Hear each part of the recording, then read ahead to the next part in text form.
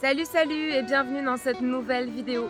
Je tenais tout d'abord à vous remercier tellement d'être si nombreux à suivre ce nouveau format de vidéo sur ma chaîne YouTube où je partage avec vous toutes les étapes de mon projet de vie en autonomie dans la forêt. Merci pour vos messages, merci pour vos commentaires, merci pour vos partages. Ça fait énormément plaisir de voir autant de gens s'intéresser aux thématiques de la vie en autonomie, de la culture de la terre, de l'éco-construction, de la nature, des animaux, du do-it-yourself. Et pas que des hommes, car il y a aussi une grande communauté de sauvageonnes qui me suit, et ça c'est vraiment trop cool. La semaine dernière, j'ai eu beaucoup de galères. Je me suis bien reposée depuis pour être à nouveau prête à affronter toutes les galères qui vont pas tarder à arriver, parce que je sais que j'en ai pour un moment. Le paradis, ça se mérite, comme on dit. Et je vous avoue que pour ce paradis-là, je suis prête à en affronter bien des épreuves. En tout cas pour mener à bien mon projet de vivre ici, en autonomie dans la forêt. Mais aussi pour mon projet de création d'écolieux, j'aimerais vraiment réussir à créer un lieu de rencontre, d'échange, de partage. Un lieu où cohabiteraient les humains, les animaux, les végétaux en parfaite harmonie dans la nature. Ça fait du bien de temps en temps, un peu de candeur et d'utopie. Allez, c'est parti pour ce nouvel épisode, journal de bord numéro 4. À tout de suite.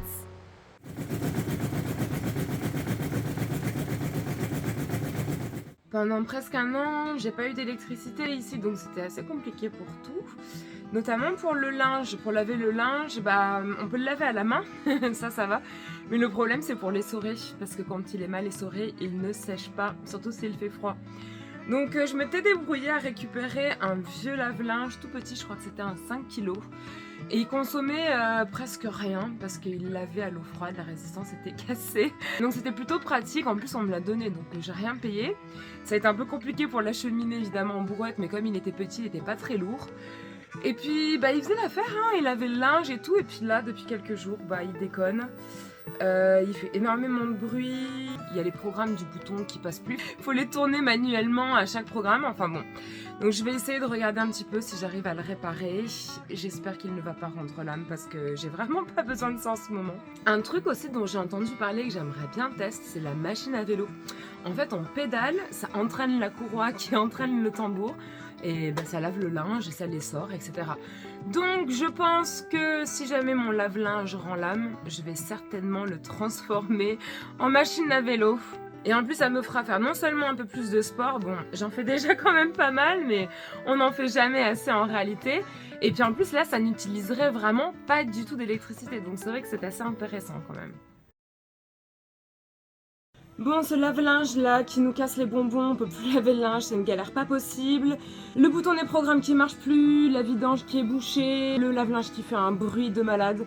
Bref, on lui a fait une opération à cœur ouvert, il a fallu entièrement le démonter pour regarder qu'est-ce qui se passe à l'intérieur. À l'intérieur, on a trouvé la grosse pierre là qui pèse 3 tonnes et qui doit maintenir le tambour.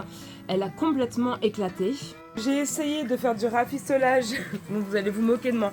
J'ai mis ça là pour caler le tambour que j'ai vissé ici. J'ai réparé le clic-clic là, c'était ça là qui marchait pas. Parce qu'il y avait des fils là qui étaient cassés, je les ai réassemblés. Mais le problème c'est que vous vous en doutez bien, c'est pas assez lourd ça pour fixer le tambour de la machine. Donc quand elle essore, elle se déplace toute seule. Je suis obligée de monter sur la machine de tout mon poids pendant tous les cycles d'essorage pour éviter qu'elle bouge dans tous les sens et qu'elle éclate tout sur son passage. Jordan a réussi à trouver d'où venait le problème de la vidange. Il a trouvé dans le tuyau d'évacuation une petite culotte qui était coincée. Alors allez savoir comment une petite culotte a pu passer au travers des petits trous du tambour. Ça restera un mystère. C'est une histoire assez folle quand même parce que je ne porte pas des culottes si petites ni si fines. Elle se déplace toute seule. Va falloir la caler dans un coin. Faudrait la caler entre deux meubles.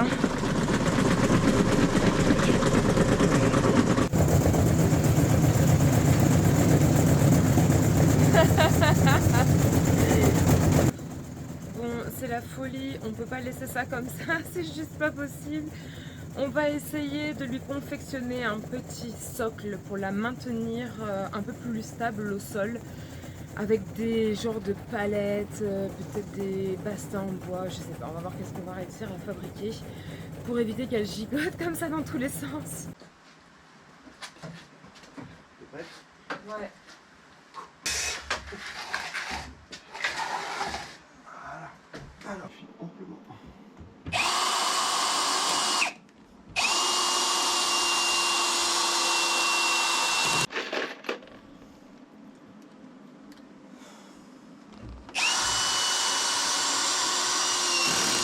Et ben voilà, ça a l'air d'être tout réparé. On attend de voir le cycle de l'essorage pour voir si ce petit calage de fortune va bien fonctionner. Mais je suis contente de me dire que je vais quand même pouvoir laver mon linge. Le moment de vérité est arrivé.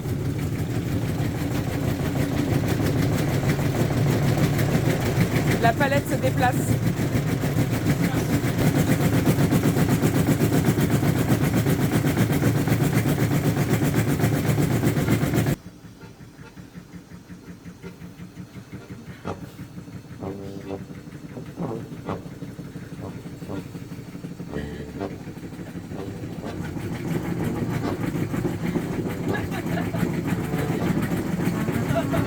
Bah voilà la solution, ça bouge plus.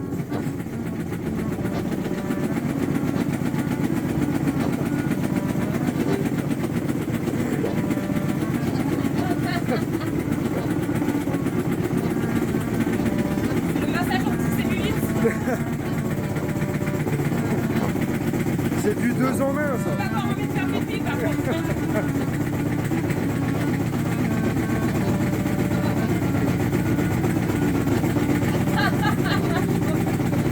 Ça va, t'as pas trop mal quand même.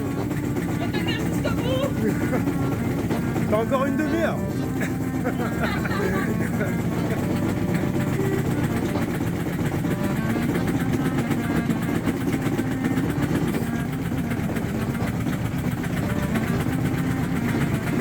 Là, ça bouge la graisse. Ah mais c'est anti-cellulite. Hein. C'est vrai qu'elle est immobile la palette là, elle bouge plus. Hein.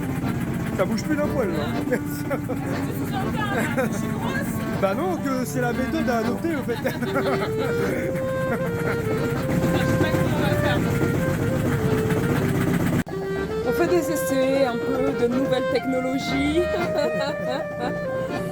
Ah non mais là c'est pire que la gitanerie les gars, putain on n'en peut plus je vous jure.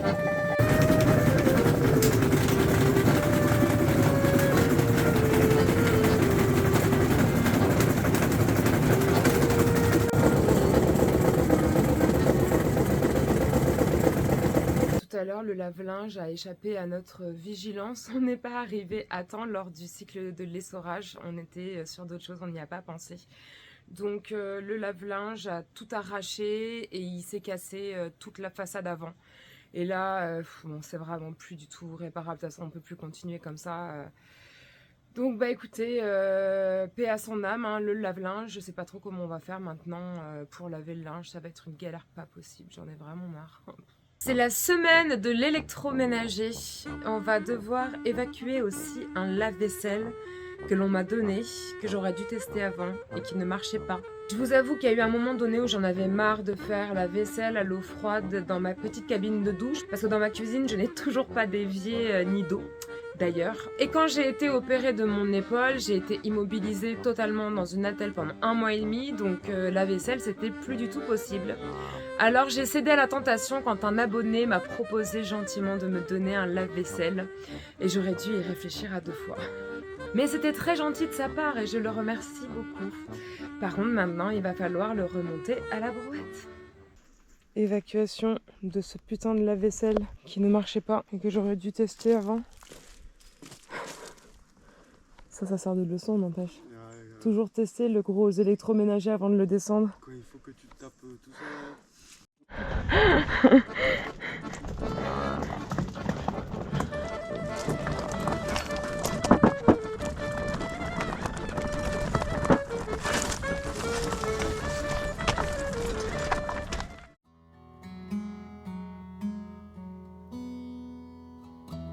Sur mon terrain, il y a quelques restants qui servent de mur de soutènement pour des plateaux. Et j'ai un petit plateau qui est inaccessible pour l'instant et sur lequel j'aimerais bien planter des fruitiers. Donc on va profiter avec Jordan le woofer, qui est une raison qui se soit un petit peu effondrée, qui va pas tarder d'ailleurs à s'effondrer complètement je pense. On va la démonter et on va la remonter mais en restant qu'escalier pour créer un accès à ce plateau et pouvoir enfin planter mes agrumes. Voilà la fameuse restanque éboulée. Bon, pour l'instant, c'est le gros bordel. Il va falloir nettoyer un petit peu là. Et il y a le petit plateau juste au-dessus qui pour l'instant est inaccessible. Maintenant qu'on a tout dégagé devant le mur, on va faire tomber toutes les pierres pour y voir un petit peu plus clair et surtout voir un peu comment on va s'y prendre pour faire des escaliers.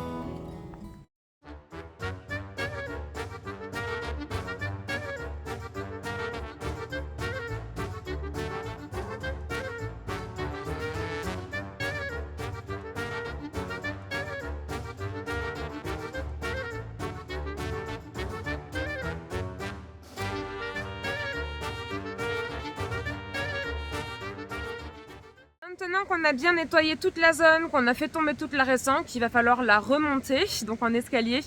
Et là, on a besoin d'avoir beaucoup de choix de grosses pierres. Donc les pierres, c'est pas ce qui manque tout autour de mon terrain, parce qu'il y a beaucoup de restanques éboulées partout et beaucoup d'éboulements tout simplement. Donc la mission, ça va être d'en récupérer le plus possible, de les acheminer en brouette et avec un petit peu de force aussi. Heureusement que Jordan est bien plus costaud que moi parce que là, les pierres qu'on va devoir acheminer, ça va pas être de la rigolade. Ça c'est fait. Bon celle-là et puis regarde celle-là aussi là. Elle est vraiment magnifique. Elle est un petit peu plus grosse par contre, un petit peu plus lourde. Mais...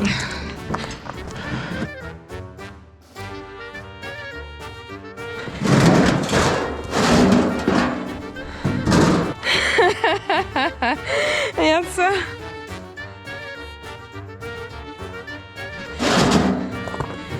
Allez. Non, moi après ça va hein.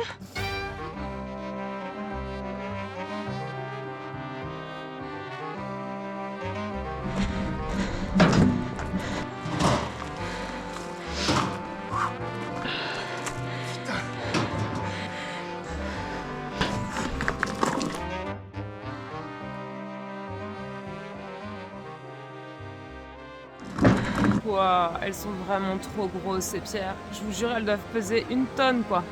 C'est impossible, moi j'arrive même pas à les soulever. Ils sont pas là les colosses.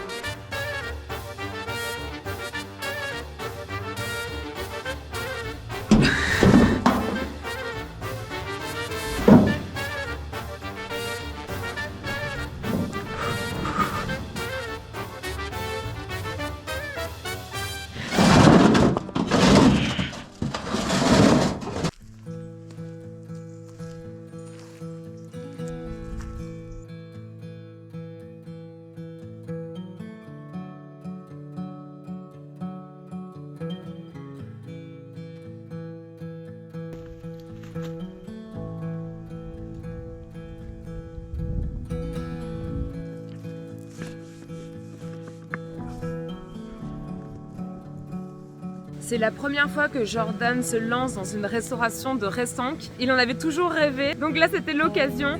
Et c'est incroyable, vraiment, comme c'est beau ce qu'il est en train de faire. Et je trouve qu'il a vraiment réussi à développer une super technique de taille de pierre et d'empilage.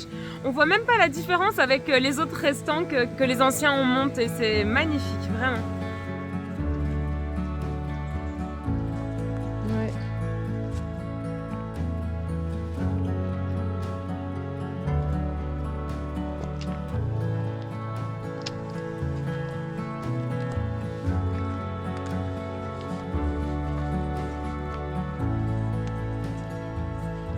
Bibirou, ça va mon petit chien? T'es bien là? Elle m'a suivi comme un chien toute la journée.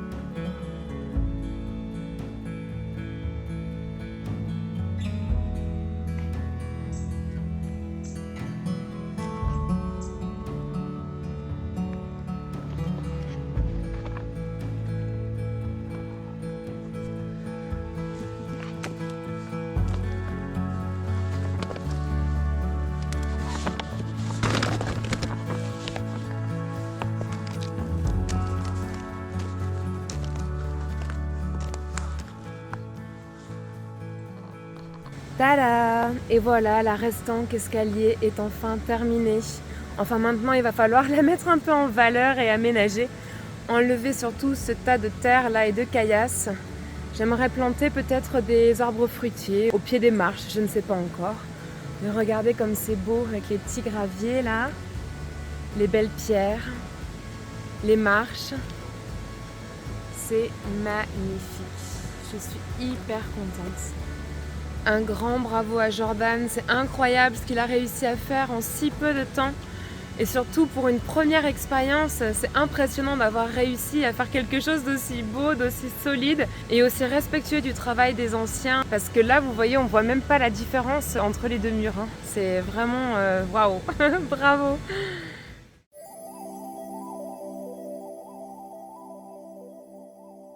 En ce moment, dans les restanques, il y a plein de nombrils de Vénus qui poussent.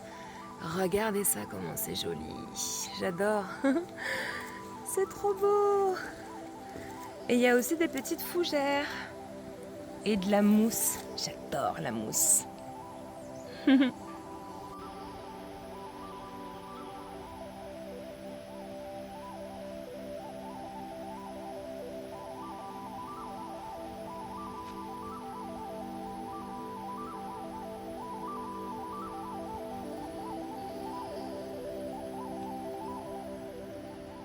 Est-ce que vous savez que le nombril de Vénus peut vous aider à cicatriser les plaies, il peut calmer la douleur et il peut même soulager les brûlures. La nature est formidable, hein, n'est-ce pas?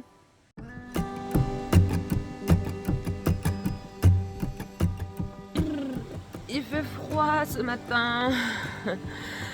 Je me motive aujourd'hui pour nettoyer mes panneaux solaires, pour essayer de voir si je gagne un petit peu plus d'électricité avec mes pauvres 3 heures de soleil par jour. Et je vais essayer aussi de tailler le chêne qui fait un peu d'ombre dessus. J'ai affûté la chaîne de ma tronçonneuse et ça va m'occuper toute la matinée, je pense. Alors, c'est quoi les températures aujourd'hui? Bon, bah là, il fait 4 degrés. Et c'est descendu à 2 degrés cette nuit. Pas chaud, hein, Nibiru? Mais elle s'en fout. Elle était tranquillement au chaud, dans le lit, sous la couette. Comme moi, avec nos bons petits 16 degrés dans la maison. Bah 16 degrés ça passe encore. Ça va pour l'instant, on ne souffre pas encore trop du froid. C'est bien parce qu'on a vraiment des pluies régulières en ce moment, donc le niveau de la rivière est super haut.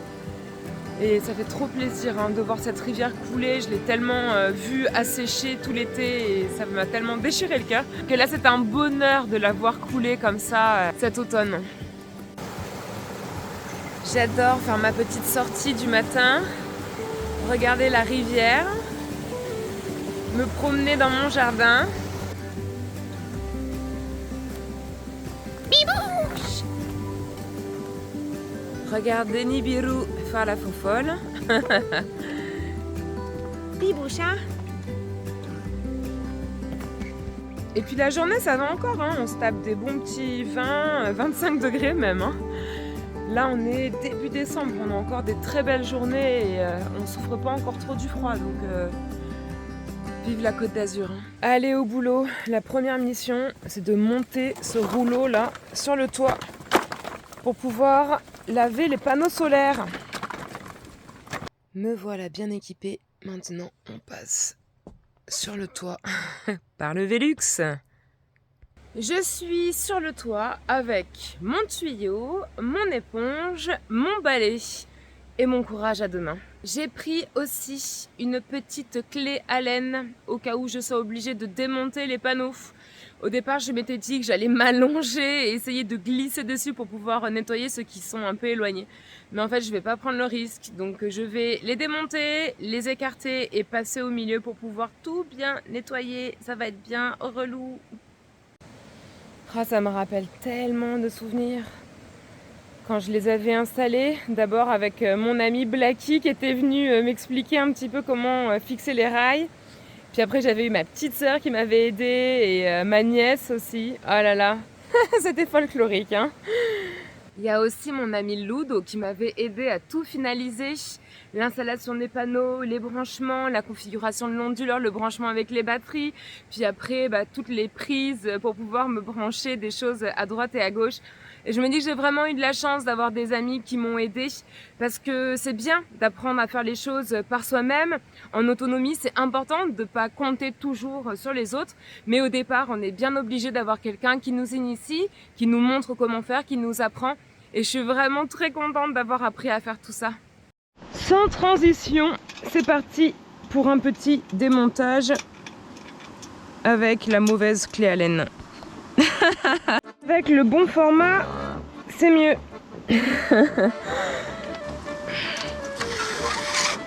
Voilà. J'ai bien évidemment coupé les panneaux au préalable, hein. Je suis folle, mais pas suicidaire.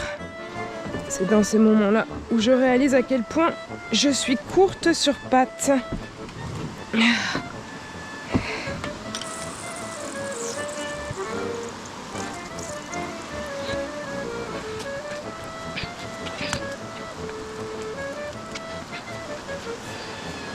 Dieu que la vue est belle, la vue sur mon terrain, sur ma rivière, de ce point de vue là sur le toit, waouh! Je me dis mais quelle chance j'ai eu de réussir à acheter un terrain pareil. Bon mais c'est cet arbre hein, surtout, hein, je pense qu'il fait trop d'ombre. Hein. Va vraiment falloir lui faire une petite coupe de cheveux. Voilà, le nettoyage est fini. Je rince un peu une dernière fois avant de les recoller tous ensemble. Et là il se met à pleuvoir en plus, je suis blasée, je suis pas sûre de pouvoir tailler l'arbre aujourd'hui. Quel bonheur de finir cette tâche sous la pluie et le froid. Allez, dernier rinçage. Et c'est terminé. J'ai bien tout revissé. Surtout, c'est important pour pas que les panneaux soient emportés par la tempête. Et voilà! Tout propre. Sympa, hein, cette petite rooftop party. Sauf qu'on n'est pas à Berlin, qu'il n'y a pas de bar à cocktail, qu'il pleut et qu'il fait froid. En plus, je suis dans mon Sober December, qui suit d'ailleurs mon Sober November. Je suis en train de me faire 2 mois sans alcool. Je suis pas une grosse buveuse, mais de temps en temps, ça fait du bien de se mettre un petit peu au repos et de pas boire d'alcool pendant 1 mois ou 2, au moins 1 fois par an. Bref, en tout cas, vivement cet été pour la rooftop party, cette fois-ci avec du soleil, pas de pluie et une bonne bière bien fraîche. En attendant, je reprends mon boulot et je vais aller tronçonner cet arbre. Allez, je rallume les panneaux. Bon, c'est pas aujourd'hui, avec le temps qu'il fait, que je vais recharger mes batteries, qui ne sont plus qu'à 11%. Eh mais ça charge quand même un peu, hein, malgré la pluie. Bon, c'est pas grand chose, hein, juste de quoi recharger mon téléphone portable et encore. La séance de coiffeur du chêne est un peu compromise parce qu'il pleut trop dehors. Donc je vais attendre un petit peu, voir si ça se calme. Et en attendant, je reste blottie au coin du feu comme un chat. Et j'essaye de sécher un peu. Et je me prépare bien évidemment à éponger toutes les infiltrations d'eau dans la maison que je vais encore avoir aujourd'hui, par l'arbre et par tous les autres points d'étanchéité de la maison qu'on n'a pas encore réussi à régler. Même Oscaro, il est au bout de sa life, regardez ça. Tu as froid? Tu as froid? Tu as froid? Tu as froid? Tu as froid? Tu as froid? Tu as froid? Il a froid? T'as froid? T'as froid? Malgré tout, j'adore la pluie. Quand il pleut en forêt, et puis surtout l'automne avec toutes ces belles couleurs, c'est vraiment magnifique. Donc bon, il n'y a pas que du négatif, hein.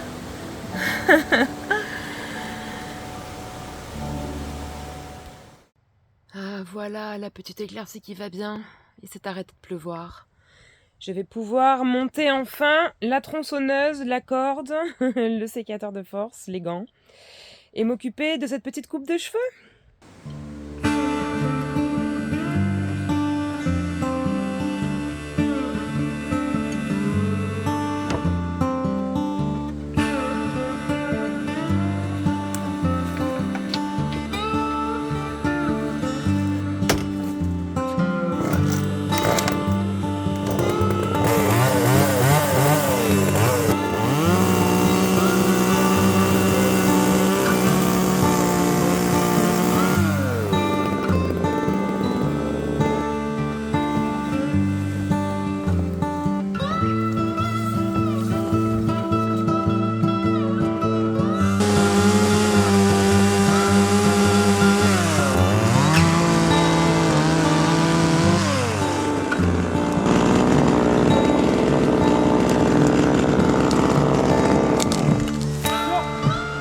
ça vient. Ouais, de toute façon, elle est retenue par les autres branches, donc... Te le faire passer par là, là. Tu le réceptionnes, là? Sur le coin de la gueule? Ouais, il va glisser, il va glisser. Oh, putain.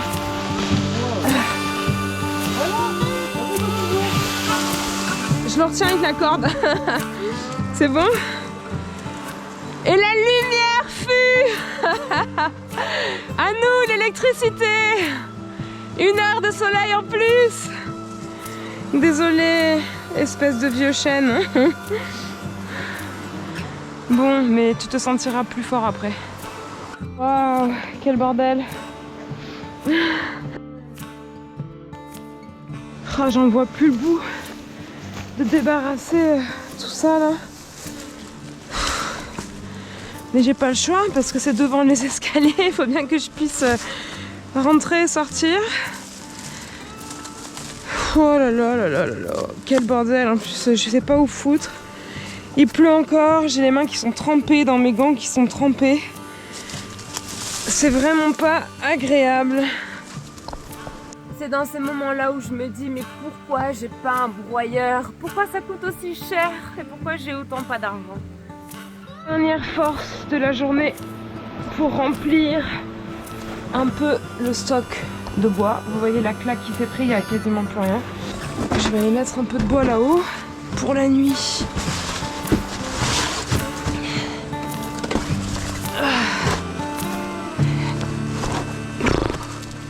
Allez, un peu trop lourd. Il est plus lourd que moi le sac.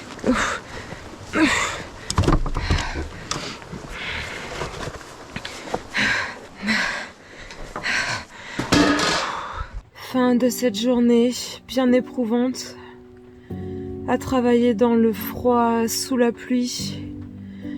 J'ai fini de nettoyer les panneaux, on a fini de tailler le chêne, j'ai tout débarrassé, tout tronçonné. J'en peux plus et c'est vraiment dur là. J'ai qu'une envie, c'est de me mettre au lit sous la couette et de dormir. Bon, mais je suis contente, c'est vraiment une journée bien productive. J'espère surtout que ça va me faire gagner un petit peu d'énergie grâce aux quelques minutes de soleil qu'on va probablement gagner. À mon avis, ça sera même pas 1 heure, mais bon, peut-être que ça fera quand même toute la différence. On verra ça demain. Si il fait soleil demain. Espérons qu'il ne pleuve pas encore, parce que là, j'ai vraiment plus du tout de batterie. Enfin bref, allez, repos. Voilà comment on cuisine quand on n'a plus d'électricité le soir. Des petits œufs au plat, des pommes de terre, du petit pain grillé. Elle est pas belle la vie.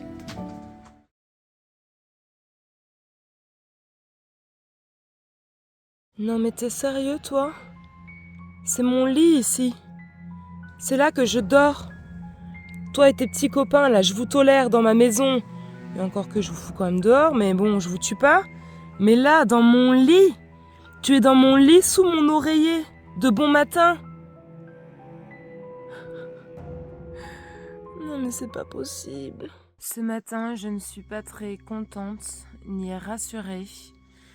J'enlève mon oreiller de mon matelas pour aérer un petit peu ma literie. Et sous l'oreiller, voilà sur quoi je tombe. Alors c'est la première fois que ça m'arrive dans le lit. Bon, c'est pas très cool. En plus, il a l'air un peu énervé. Vous voyez ?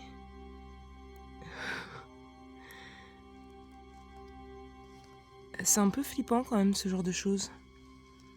Autant flippant que de se retrouver avec une tique dans le lit.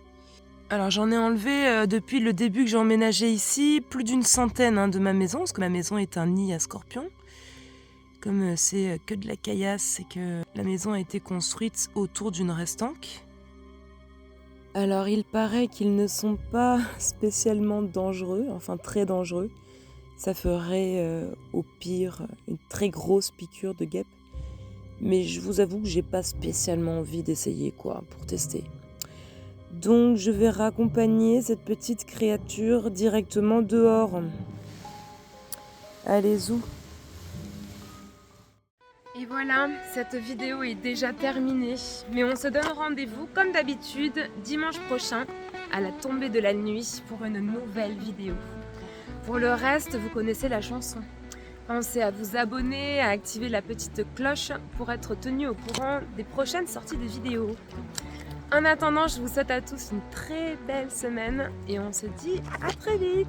Salut, salut.